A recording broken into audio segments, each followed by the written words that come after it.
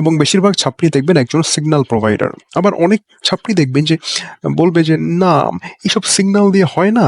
তো আপনি আমার এই বিশেষ সার্ভিসটি গ্রহণ করুন, তাহলে আপনি নিজেই আপনার নিজের ট্রেড করতে পারবেন।" এটাও আরেকটা ছাত্রীদের বিশেষ কৌশল। তবে হ্যাঁ, সিগন্যাল প্রোভাইডার বেশিরভাগই ছাত্রী। বিকজ অফ সিগন্যাল প্রোভাইডিং এবং অ্যাডভাইজারের অ্যাডভাইস, একজন ফিনান্সিয়াল অ্যাডভাইজারের অ্যাডভাইস, এটা আকাশ পাতাল জিনিস।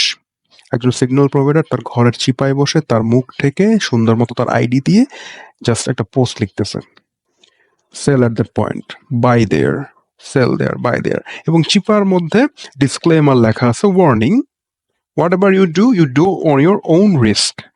কেন ভাই তুমি সিগন্যাল দিচ্ছ? কোন দায়বদ্ধতা তোমার আছে? তো তুমি যদি আমাকে ভিআইপি গ্রুপে নিতে চাও সিগন্যাল দিয়ে, তো কি জন্য ভাই? আমার সেবা করে তোমার কি লাভ? আমার থেকে 2 টাকা নেই, তোমার কি লাভ? তুমি নিজেই তো অনেক বড় ট্রেডার, তোমার এত অ্যাকুরেসি, তুমি সিগন্যাল দিয়ে দিয়ে আমাকে বড়লোক বানাচ্ছ। তুমি বড়লোক হইতে পারো না? তোমার র্যাকের মধ্যে যত আংটি রাখা আছে 10 আঙ্গুলে 10টা তুমি পরো না? আমাকে একটা পরাইতে কেন হবে? 10টা পরে তুমি এখান থেকে বনে যাও না। তো এনিওয়ে, সিগন্যাল প্রোভাইডার্স, তো সিগন্যাল প্রোভাইডার এবং একজন রিয়েল ফিনান্সিয়াল অ্যাডভাইজারের মধ্যে পার্থক্য আছে।